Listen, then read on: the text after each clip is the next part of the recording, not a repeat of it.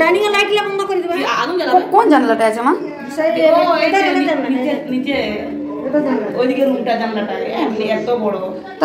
আজ দেখলাম না, আমার রূপুর মাই দেখালো আজকে, আমি তো দেখিনি। রূপুর মা আমাকে দেখালো। আমি এদিকে দেখো আমাদের অজান্তেই আমাদের বাড়িতে মৌমাছি বাসা বেঁধে ফেলেছে, কিন্তু আমরা যখন জানলাম তখন গিয়ে দেখি অনেক বড় হয়ে গেছে। তখন সেগুলো তাড়ানোর ব্যবস্থা করলাম, কিন্তু এগুলো তাড়ানো ভালো কি খারাপ জানি না। কিন্তু যদি হঠাৎ করে কোনো পাখি বা কেউ যদি এগুলো ডিস্টার্ব করে দেয়, ওদের বাসার মধ্যে একটা ঢিল ছুঁড়ে দেয়, তাহলে তার দেখতেই হয় না। যেই থাকবে বাইরে তাকে তো একদম হসপিটালেই পাঠিয়ে দেবে। হ্যালো বন্ধুরা, গুড মর্নিং। তোমরা সবাই কেমন আছো? আই হোপ তোমরা সবাই খুব ভালো আছো, সুস্থ আছো। আর সবার সুস্থতা কামনা করে আজকে একটা নিউ ব্লগ শুরু করছি। আর আজকে সকাল থেকে ব্লগটি শুরু করছি। আর এই যে দেখো, কালকে রাতে যেটা দেখালাম আগে যে বাবা সেখানে তাড়ানোর চেষ্টা করলো অনেক রকমের প্রোটেকশন নিয়ে, আগুন টাগুন জ্বালিয়ে, কিন্তু কোনো কাজ হলো না। এদিকে দেখো আবার সকালবেলায় গিয়ে দেখি আবার সে বাসা বাঁধা স্টার্ট করে দিয়েছে একই জায়গাতে। আর কালকে রাতে যে আগুনগুলো জ্বালানো হয়েছিল সেগুলোই দেখো কিছু কিছু মৌমাছি মরে আছে, আর কিছু কিছু আবার সে সকালের মধ্যে এত বড় বাসা কি করে বাঁধলো সেটা দেখে তো অবাক হয়ে গেলাম। তার ওপর তলাতেই দেখো পুরো সোজাসুজি রুমটাই মা বাবা থাকে, ওটা সবসময় জানালাটা খোলাই থাকে। যদি কোনোরকমভাবে ওরা একবারেই হয়ে গেছে তো তাহলে সোজা সেই মা বাবার রুমে গিয়েই ঢুকবে। আর এই পাশে দেখো এইটা হচ্ছে আমাদের রুম, এখানেও জানালাটা খোলাই থাকে।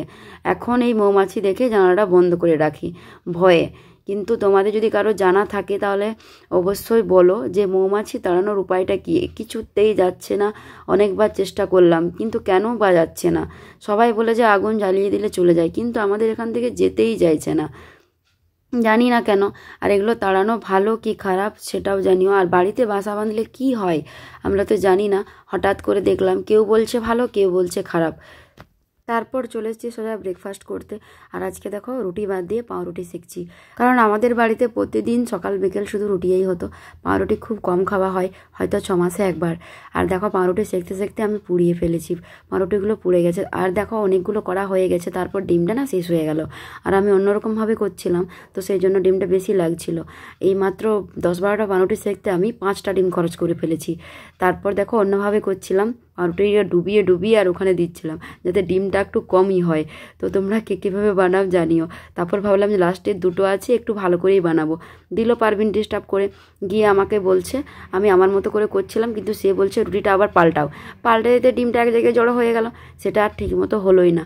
তারপর তো আমি তাকে খুব বকছিলাম। আর এই দেখো পড়াগুলো আগে সামনে হয়ে গেছে, এগুলো এখন টমেটোর সস দিয়ে খেয়ে নিই, তারপর আবার কথা হচ্ছে। ব্রেকফাস্ট করার পর সোজা আমি চান করতে গেছিলাম। চান করে বেরিয়ে আসার পরে দেখি মাম্মামের সে আলফাবেটগুলো চলে এসছে। আগের ব্লগে আমি বলেছিলাম, যারা যারা ব্লগটি দেখেছো অবশ্যই বুঝতে পারবে যে মাম্মামের এই আলফাবেটগুলো নেওয়ার জন্য আমি 2টো শপিং মল ঘুরেছিলাম, কিন্তু পাইনি, এরকম পাইনি, ছোট ছোট ছিল। দিয়ে তারপর আবার ভেবেছিলাম যে অনলাইন থেকে নেব না, কিন্তু শেষমেশ সেই অনলাইন থেকেই নিতে হলো। তারপরে অনলাইন থেকে এগুলো একটু আগে এলো।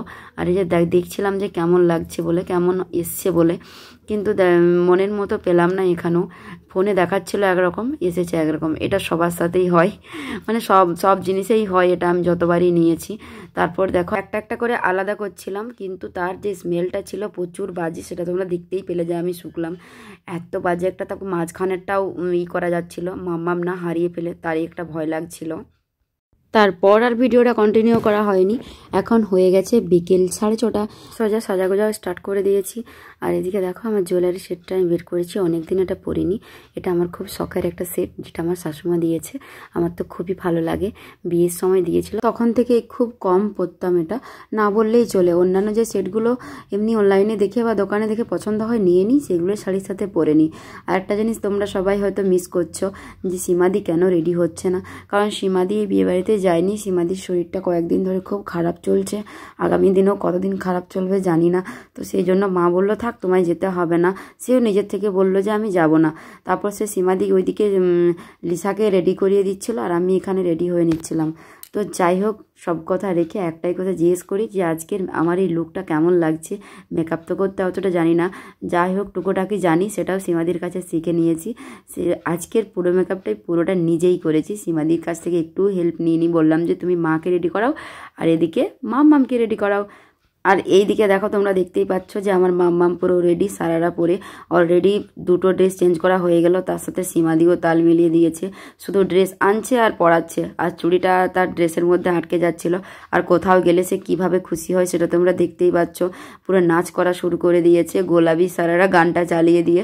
তারপর আমরা এখানে পৌঁছে গেছি বিয়ে বাড়িতে, আমি, মা, বাবা আর পারভিন আর মাম্মামকে বারবার বলছিলাম যে উড়নাটা তুমি মুখে দিও না, সে উড়নাটাই দিচ্ছে। তো তারপর দেখো আমরা ভেতরে ঢুকছি, ভিতরটা জাস্ট দারুণ করেছিল, বাইরে গাছপালার মধ্যে আর লাইটিং ছিল, খুব ভালো লাগছিল। তারপর অত সব না দেখে সোজা আমরা খাওয়ার দিকে চলে যাব।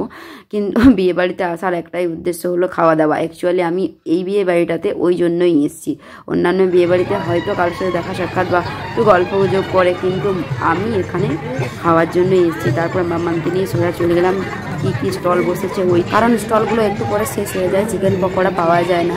আর এখানে গিয়ে আমি ভেবেছিলাম যে ফুচকা স্টল বসবে, কারণ আগেরটাতে ফুচকা পেয়েছিলাম। এখানে গিয়ে দেখি যে ফুচকা স্টল বসেনি, শুধুমাত্র চিকেন পকোড়া আর কফি। তো চিকেন পকোড়াও ভাগ্যিস তাড়াতাড়ি গেলাম, একটাই মাত্র পেয়েছিলাম, দুজনে দুটো। আর কেন বলছি বলতো, আমি মাকে না বাড়ি থেকেই বলেছিলাম যে মা 7টার মধ্যে চলো, তাহলে সব কিছু পাবো। মা বলছে আরে থাকবে সব কিছু, কিন্তু রেডি হতে হতে এতটাই লেট হয়ে গেল, 8টা বেজে গেছে। তারপর আদিকে দেখো আমি আর মাম্মাম চিকেন পকোড়া পেয়েছি 1 প্লেট, আর পারভিন পেয়েছিল 1 প্লেট, ব্যাস। তারপরে চিকেন পকোড়া দেখা গেল শেষ, মা তো পেলোই না। তারপর আমি মাকে বলছিলাম যে দেখো আমি বলেছিলাম না যে তাড়াতাড়ি আসো বলে। তো এরপর দেখো আমাদের খাওয়া স্টার্ট হয়ে গেছে। আমার না কোনো বিয়ে বাড়িতে আসলে এগুলো খুব ভালো লাগে, যে পকোড়া খাবো, কফি খাবো, আগের স্টলগুলো খাবো। তো আমার এগুলো খুব পছন্দ, আর কে এগুলো খুব পছন্দ করে আমার মতো জানিও অবশ্যই। কিন্তু আর এদিকে দেখো আমি বাবুকে বলছিলাম যে তুমিও খাও, আর আমার দেখে মাম্মামও তার বাবাকে খাওয়াতে যাচ্ছে।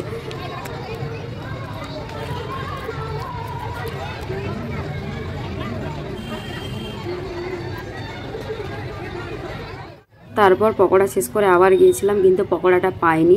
তারপরে দেখো কফি পেয়ে গেছি, কফি পাওয়ার সঙ্গে সঙ্গে আমি 2 কাপ নিয়ে এসেছি, কারণ আমি জানি বাবু খাবে না। কিন্তু তারপর দেখা গেলো আমি বলতেই বাবু একটা অংশে নিয়ে নিল।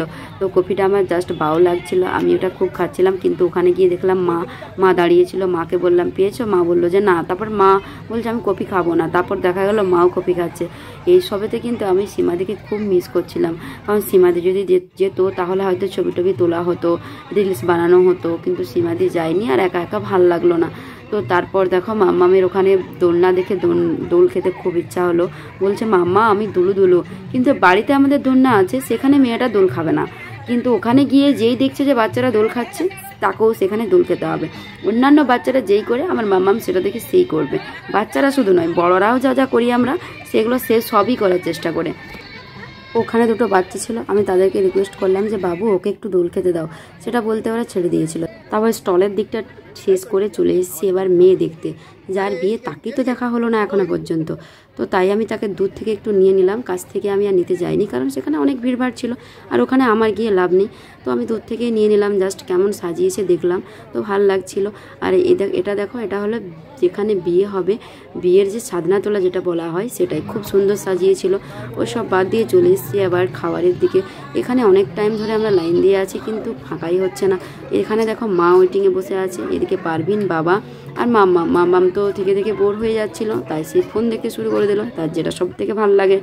তারপর শেষমেশ পাওয়া গেল। কিন্তু দেখো এখানে অবস্থা, যেখানে হাফ খাওয়ার পরেই লাইন দিয়ে দাঁড়িয়ে আছে কে কোন টেবিলটাতে বসবে, এতটাই ভিড়। কারণ টাইমটাই ওরকম ছিল, 8:30 তখন বাজে, ওই সময় সবাই খেতে ভালোবাসে। আর একটু রাত হয়ে গেলে হয়তো আর এইরকম ভিড়টা থাকতো না, কিন্তু ওখানে যে লোক দেখলাম কি জানি। তারপর আমরা আগের থেকে দাঁড়িয়ে একটা টেবিল পেয়ে গেছি, আর আমাদের তো 4টা চেয়ারে হবে না, আর একটা চেয়ার বাইরের থেকে নিয়ে আসলো পারভিন, দিয়ে ওখানে ওরা 3 জন বসলো, এই সাইডে আমি আর মা বসলাম। তো চলো এবার কোনো কথা না বলে খাওয়া দাওয়া শুরু করা যাক।